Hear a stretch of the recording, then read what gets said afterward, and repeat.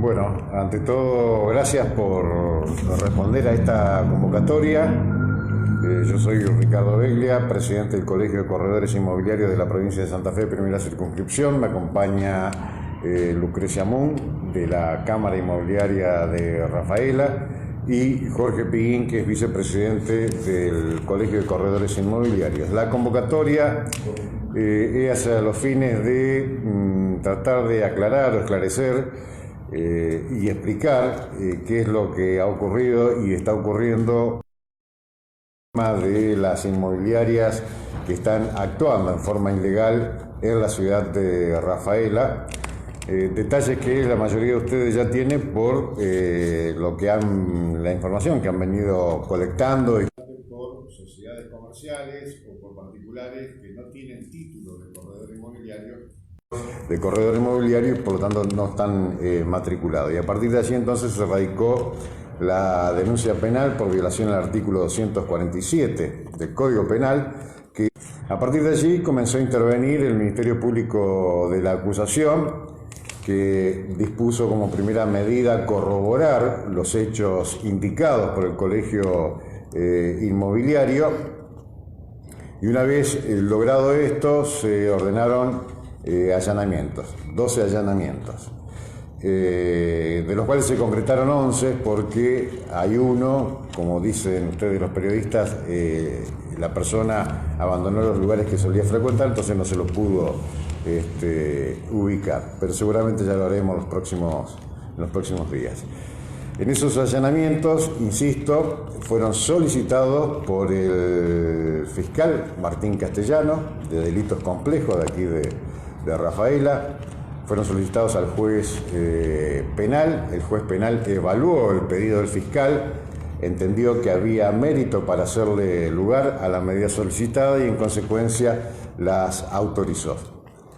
Como había dos de los denunciados por el colegio que podrían tener otras denuncias por otras cuestiones, de la cual desconocemos porque no somos parte en esas actuaciones, y alguno de ellos podría tener cierto contacto parental con personal de la Policía Provincial, entendemos que el fiscal, con buen criterio, dispuso solicitar la colaboración de la Policía Federal.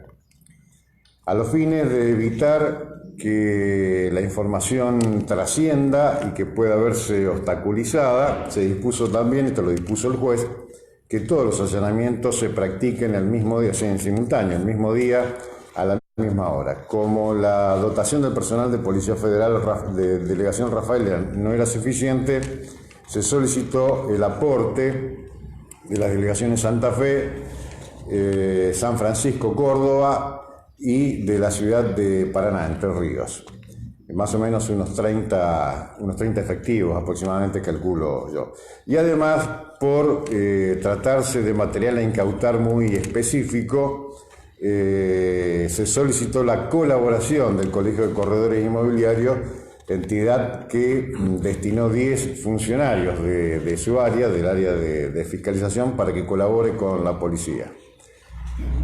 Como les dije hace un instante, se realizaron las medidas el mismo día, en forma simultánea, y todos los allanamientos, como se dice técnicamente, arrojaron un resultado positivo.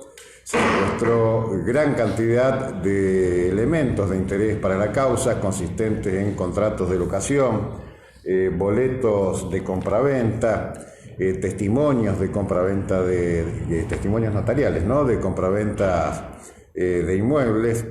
Incluso en algunos casos, en varios casos, en los contratos de locación se secuestraron gran cantidad de pagarés, muchos firmados en blanco o a medias, con lo cual se podría también estar en presencia de otro tipo de ilícitos como evasión fiscal. Desconocemos qué es lo que va a hacer la justicia al respecto, es decir, qué es lo que va a hacer el fiscal en este tema, pero el colegio tiene la obligación de darle vista o intervención a la AFIP y a la Unidad de Información Financiera por si hay algún caso de evasión fiscal y también de lavado de activos de procedencia ilícita. Eso queda a criterio de los organismos que acabo de mencionar, pero el colegio tiene una obligación que cumplirla, que es por el artículo 16 de la ley 13.154, donde, insisto, está obligado a denunciar cualquier tipo de irregularidad.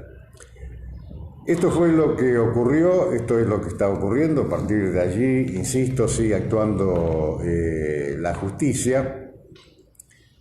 Sabemos que hubo una entidad que salió con un comunicado o algo por el estilo, porque no es muy precisa la crónica, pese a que hay párrafos entrecomillados, no lo atribuye a ninguna persona, sino, insisto, a una entidad, que es el autodenominado Colegio Profesional de Martilleros y Corredores Públicos. Y esto queremos aclarar que es una entidad inexistente. Esa entidad que apareció por allí publicada no existe. Lo único que existe es el Colegio de Martilleros de la provincia de Santa Fe, de acuerdo a la ley 7.547. Lo que está ocurriendo es que un grupo de martilleros, a través de un par de asambleas institucionales, decidieron cambiarle el nombre a la entidad de Colegio de Martilleros a Colegio Profesional de Martilleros y Corredores Públicos, lo cual es inconstitucional, porque la única forma de cambiar el nombre, que también lleva implícito el cambio de las incumbencias, el cambio del objetivo de la entidad, es a través de una ley que tendría que dictar la legislatura provincial. Incluso por resolución 095 del año 2015, estas dos asambleas fueron declaradas nulas por el Ministerio de Justicia y Derechos Humanos de la provincia. Esto se relaciona con el tema de fondo, en el sentido de que los martilleros no pueden ejercer el corretaje inmobiliario. Para poder hacerlo, primero tienen que tener título expedido por una universidad pública o privada. ¿Título de qué? De martillero y corredor público, título de martillero y corredor inmobiliario. Y a partir de allí, para intervenir en la cuestión de las subastas, tiene que estar matriculado en el Colegio de Martilleros. Y para intervenir en la intermediación en el ámbito de los bienes raíces, tiene que estar matriculado en el Colegio de Corredores Inmobiliarios. No hay otra alternativa, lo dice la Ley Nacional 20.266, de acuerdo a su modificatoria 25028, lo dice claramente la Ley 13.154 y también lo dice la Ley 7.547, que es la ley del Colegio de Martilleros. Con este cambio de nombre, lo único que han hecho es generar confusión. Inicialmente, cuando se sancionó la ley 13.154 en la provincia de Santa Fe, con la cual se creó el Colegio de Corredores Inmobiliarios y se hizo obligatoria la matriculación, desde el entonces denominado Colegio Martillero se salió a decir que no era necesario matricularse en el Colegio Inmobiliario. Los hechos demostraron que están equivocados y ahora no tienen explicaciones ni respuestas para la gente que, haciéndole caso a muchos de ellos, haciéndole caso a lo que decía ese grupo de rematadores, optaron por no matricularse en el Colegio Inmobiliario. Lo cierto y concreto que aquí no hay ningún enfrentamiento interinstitucional, hay dos instituciones perfectamente delimitadas, cada una con su incumbencia, cada una con sus leyes. De los allanados, solo algunos tendrían título de martillero y corredor y estarían en condiciones de matricularse y, digamos, solucionar su problema. Pero claro, todo esto lo tendrá que definir la justicia y ellos serán los encargados de demostrar que efectivamente poseen el título. Pero también queremos aclarar que hay muchos de los allanados que ni siquiera tienen la posibilidad de matricularse porque no tienen título. A partir de aquí, no sé si quienes me acompañen quieren agregar algo. Bueno, nosotros como Cámara Inmobiliaria de Rafaela apoyamos totalmente el trabajo del colegio y la verdad que nos sentimos orgullosos de toda la tarea realizada, ya que venimos hace tanto tiempo bregando por la creación de una ordenanza, justamente que para tener una habilitación comercial tengan la matrícula pertinente y bueno, y todavía estamos en veremos con la creación de de esta ordenanza. Así que agradecemos profundamente el trabajo realizado por todo el colegio y especialmente por la parte de fiscalización. Sí, el tema que mencionaba Lucrecia de las ordenanzas y la habilitación municipal no es un tema menor, porque de los 11 allanados, aquellos que no tienen el título de corredor público o corredor inmobiliario están totalmente al margen de la ley y su conducta está tipificada, es una conducta antijurídica, dicho en términos mundanos, es un delito, y quien lo comete es un delincuente. Y la municipalidad lamentablemente ha habilitado oficialmente a esas personas al ejercicio de la profesión. Es como que si habilitara a un médico o cualquier otra profesión. ¿Cuál es el problema? El problema se traduce en el perjuicio que se ocasiona, en el riesgo al que se expone a la comunidad en general, es decir, a los usuarios de ese servicio, sea un servicio de salud, en el ejemplo que dábamos, sea un servicio inmobiliario. Es un momento oportuno y propicio para llamar a la reflexión a los concejales, al intendente, para que presten atención a este detalle, que el Estado municipal no puede seguir habilitando delincuentes para ejercer una actividad, sea profesional o no. ¿Alguna pregunta? Desde el Colegio de Corredores y Martilleros estuvieron esta semana, lo que ellos explicaban es que estuvieron reunidos con el fiscal de la causa, que solicitaron explicaciones y que presentaron documentación en relación a que algunas de estas inmobiliarias allanadas estaban inscritas en su colegio. ¿Eso ustedes lo pudieron chequear? Sí. Primero entiendo que la institución autodenominada, como dijimos al principio, Colegio Profesional de Martilleros y Corredores Públicos, no tiene ni siquiera derecho de pedir ninguna explicación a la justicia. Tiene en todo caso que aportar pruebas, una vez que adopte una posición determinada. No es verdad lo que dicen. De los allanados, insisto, podemos diferenciar dos grupos: aquel que no tiene título de ninguna naturaleza, no tiene posibilidades de matricularse en el colegio de corredores inmobiliarios, su situación es bastante comprometida frente a la justicia. Y está el caso de aquellos que sí tienen título, pero por hacerle caso a un mal consejo, a una mala sugerencia del autodenominado Colegio de Martilleros y Corredores, optaron por no matricularse, que pueden hacerlo ahora y pueden blanquear su situación, pero lo que ha salido publicado, lo que se atribuye a esa entidad haber dicho, es pura falacia, pura mentira, puro engaño. Están tratando de justificar su error de hace ¿cuántos años? Desde el año 2011, cuando salió la ley de nuestro colegio. ¿Qué va a pasar, digamos, con la gente que termina siendo damnificada? Estoy hablando del ciudadano común que confió en ese corredor o en esa inmobiliaria puntualmente. ¿Cómo continúa eso? Bueno, la gente damnificada habría que ver qué tipo de daño pudo haber sufrido. Llegado el caso, podría darse una situación de estafa en el rubro inmobiliario. Por eso, bueno, serían casos puntuales y a partir de ahí se podrían abrir nuevas causas. Lo que sí creo que están en un serio problema las personas que firmaron pagarés vinculados a los contratos de locación, porque están en infracción, están eludiendo cargas fiscales. Porque supongamos un alquiler de 10.000 pesos, hacen figurar 5.000 en el contrato y por cada mes firman un pagaré de 5.000 pesos. Entonces, cuando van y pagan el alquiler, les entregan un recibo de 5.000 y les devuelven un pagaré.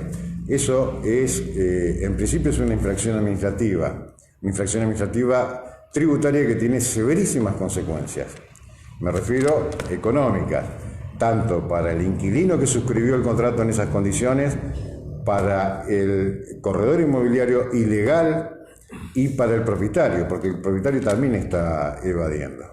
También se ha detectado, lo mencionábamos en un pasaje recién, mucha irregularidad impositiva. Por eso el colegio está obligado a poner en conocimiento de estas situaciones a la AFIP. Por ejemplo, que muchos de los propietarios que han tratado y contratado con estos corredores inmobiliarios ilegales están violando las leyes tributarias. Entonces deberán responder ante el fisco en la forma debida y eso tiene un elevadísimo costo. Esto preocupa mucho al ciudadano porque muchas veces no sabe si a la inmobiliaria que está yendo es legal, entre comillas, o no, si se puede dar alguno de estos casos que usted decía. ¿Saben cuál es la situación de más inmobiliarias? ¿Puede haber más denuncias, más allanamientos? Y puede haber más denuncias en la medida que se detectan nuevos casos de agentes irregulares. Y el perjuicio que sufre la gente depende, insisto, depende en cada caso puntual. Pero, por ejemplo, entre la documentación secuestrada, además de pagarés completados a media o firmados en blanco, creo que también aparecieron por allí algunos cheques firmados en blanco. Recibos no oficiales. La emisión de recibos no oficiales, todo esto en una clara elusión fiscal inicialmente, que se puede convertir en evasión fiscal, que ya es un delito, no es una infracción administrativa. Todo eso se deberá evaluar oportunamente caso puntual, caso por caso. Y donde aparezca un ilegal, el colegio va a estar allí siempre presente para denunciarlo. Por eso tenemos comisiones fiscalizadoras creadas en el norte, con sede en Reconquista, y una aquí en la zona que tiene precisamente sede aquí en la ciudad de Rafaela. ¿Y qué se le puede decir a la gente para detectar estar frente a una inmobiliaria, por ejemplo, ilegal? ¿Cómo lo pueden advertir? Primero pueden pedirle la credencial que emite el colegio. Pueden ver si en el lugar donde se atiende al público tienen colocado el certificado que emite el colegio, que es una especie de como un diploma. Tienen que tener una calco pegada al lugar visible perteneciente al colegio. Pero también pueden entrar al sitio web del colegio, hay una parte que dice padrón, y consultar si esa persona está matriculada. Si el nombre no aparece allí, esa persona no está matriculada. Pueden llamar por teléfono al colegio o pueden enviar un mail. Y hay que ser muy cuidadosos a la hora de tratar y contratar con un prestador de servicios inmobiliarios. Estoy recordando, en uno de los allanamientos secuestramos una documentación donde se había redactado un documento que decía reconocimiento de deuda y forma de pago. En el reverso se había pegado un papel con 3 firmas, quiere decir que esas firmas pertenecían a otro documento, las habían recortado, lo habían pegado allí y habían hecho fotocopias. No sabemos qué suerte corrió, eso lo va a tener que determinar ahora la justicia. No sabemos qué suerte corrió esa pobre gente que aparece mencionada allí, porque les han recortado las firmas de un documento y se lo han pegado en otro que es reconocimiento de deuda. Supongamos, puede ser un documento donde dice recibid y conforme la llave de la casa porque termina el contrato de locación. Todo bien, bárbaro, más nada nos debemos. Recortaron esas firmas y se la pegaron en un documento donde esa persona aparecería reconociendo una deuda seguramente inexistente. Por eso hay que ser muy cuidadosos. ¿Cuál es la diferencia en tratar con un profesional matriculado o no? El profesional matriculado, cuando se matricula, presta fianza, quiere decir que tiene un fiador que va a ser un garante. Entonces tenemos un doble resguardo para el usuario del servicio. Por un lado, el Tribunal de Ética, que puede controlar, perseguir y sancionar al profesional matriculado que ha violado las normas éticas de la actividad. Y por otro lado, está la fianza de alguien que prestó fianzas sobre ese matriculado de que va a prestar o va a desarrollar fielmente su profesión. Este doble resguardo de supervisión del colegio a través del Tribunal de Ética y del fiador no existe en el profesional que tiene el título y no está matriculado y la persona o sociedad que ni siquiera tiene título. Este proceso que están llevando adelante también invita a preguntar, bueno, ¿qué va a pasar con aquellos que ejercen este tipo de profesión pero a través de las redes sociales? Muchos los casos también, quizás por un particular, pero que no tienen un solo domicilio del cual están alquilando, sino un conjunto de ellos. ¿Se puede llegar a ejercer control sobre eso también? ¿Y eso podría tener alguna relación con algún allanamiento en algún domicilio particular que también se hablaba de eso? Puede ser. En una etapa previa el colegio hizo todo un monitoreo a través de internet. Se lograron capturas de pantalla y se hace todo con certificación notarial. Hubo algunos casos donde ya sí intervino investigando la policía porque teníamos al sujeto identificado en un lugar, pero la policía pudo precisar que a los incautos usuarios del servicio se los citaba en ese lugar y luego se los derivaba a otro inmueble. Y hay que decirle a la gente que tenga mucho cuidado, es decir, que por lo menos que dude, desconfíe de esos avisos que están o esas convocatorias que son por internet, donde no hay domicilios precisos, donde hay únicamente publicación de celulares, porque después los celulares mutan, eso lo vemos en el control que hacemos continuamente. Y por ejemplo, en uno de los inmuebles que figuraba aquí como sede de una inmobiliaria, fuimos en reiteradas oportunidades y era una casa de aspecto realmente abandonado. Entonces no entendíamos cómo en internet se publicaba esa dirección y cuando fuimos en varias ocasiones tocábamos timbre y todo, pero se notaba, por la falta de limpieza y demás, que era una casa que estaba cerrada hacía tiempo. Bueno, la policía pudo determinar que se lo citaba ahí, cuando se pactaba un horario determinado, una cita, se la convocaba a la persona y se la derivaba después a otro lugar donde estaba realmente, digamos, la cueva inmobiliaria. ¿Alguna otra pregunta? Sí. ¿Cómo es la situación en otras localidades de la provincia con respecto a la ordenanza? Porque utilizó una frase fuerte, digamos, que el Estado acá en Rafael está habilitando a gente que ejerce la delincuencia, digamos, a trabajar de esto. ¿Esto es común en toda la provincia? ¿Cómo es en distintas ciudades, localidades de la provincia?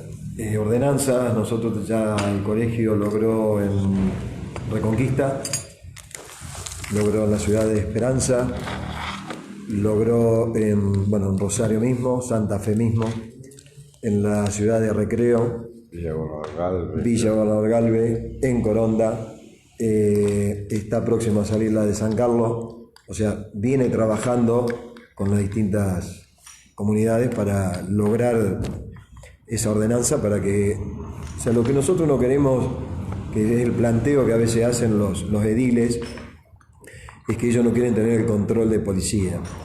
Y lo que le pide el colegio es que solamente para habilitar una inmobiliaria pida o que el que va a abrir ese profesional le presente un certificado del colegio que está a derecho, que está matriculado, que tiene su matrícula al día y que no tiene ninguna causa penal y puede ejercer tranquilamente. Yo quería agregar una cosita que si bien la usurpación de título del artículo 247 del Código Penal, los propietarios quedan o pueden quedar afectados por el artículo 45 del Código Penal, que es como coactor o copartícipe del delito, con la misma pena. Exactamente. O sea, eso tiene que tenerlo muy en cuenta también el ciudadano, ¿no es cierto? Por eso uno, a través de distintas publicidades y demás, se le dice, colegio, averigüen, vayan a la inmobiliaria que tengan la calco, pidan la credencial. Y a lo mejor no están enterados, quizás, y otros quizás por una pequeña diferencia en los honorarios o comisiones, mal llamadas, sino honorarios, pretenden seguir trabajando con esa gente, ¿no? Porque el corredor inmobiliario es sujeto obligado de la UIF. Entonces todo lo que hace tiene que informarlo. Teniendo en cuenta esta trascendencia y lo que ustedes hablaban de una ordenanza, ¿se van a estar reuniendo con el intendente municipal? ¿Van a elevar algún petitorio de reunión? Y nosotros hace ya 17 años que presentamos y nos hemos reunido no menos de 3-4 veces. Sí. Colegio 2 veces y la Cámara con a través del colegio. Con los ediles y explicándoles la situación, hasta hubo una reunión con todos los ediles acá en el centro comercial que siempre nos estuvo apoyando y bueno, le hicimos saber todo esto que estaba explicando Jorge, que nosotros no pretendemos que el municipio ejerza el poder de policía, sino simplemente que al solicitarle la matrícula correspondiente para la habilitación, solamente haga ese trabajo, ¿no? El colegio ya se encarga de hacer el resto y de que funcione normalmente. Sí. Tomando este planteo, digamos, la explicación que se da desde el municipio es que ellos se ocupan solo de la habilitación de la locación, de que estén las condiciones dadas para que eso Para la pueda habilitación. funcionar. Está y bien, estaría faltando esta parte de pedir la matrícula. Por ejemplo, en los casos que yo mencionaba de la emisión de pagarés en blanco y demás, o de quien recortó 3 firmas para truchar un documento, están todos habilitados por la municipalidad. Creo que no es un dato menor o una cuestión menor el tema de la prestación de un servicio inmobiliario, es el hogar de la gente generalmente, tanto el que alquila, porque va a ser su hogar, el inmueble alquilado, como aquel que compra. Son situaciones muy especiales en la vida del ser humano, y el Estado nacional, provincial y municipal tienen que velar para tutelar los derechos del usuario. ¿Cómo lo hizo la Nación y cómo lo hizo la provincia? A través de dictados de las leyes que yo mencioné, creando los colegios. Entonces, como el Estado nacional, que es el único facultado a otorgar títulos, le deja a la provincia que lo controle esos títulos, y el Estado provincial no puede ocuparse de todo, para que no se le escape nada, crea los colegios. Por eso crea colegios veterinarios, de médicos, de arquitectos, de ingenieros, y en este caso el colegio de corredores inmobiliarios. Falta el aporte en ese último eslabón de la municipalidad. Tenemos un caso de que la municipalidad emitió una habilitación, actividad principal, organización de espectáculos musicales.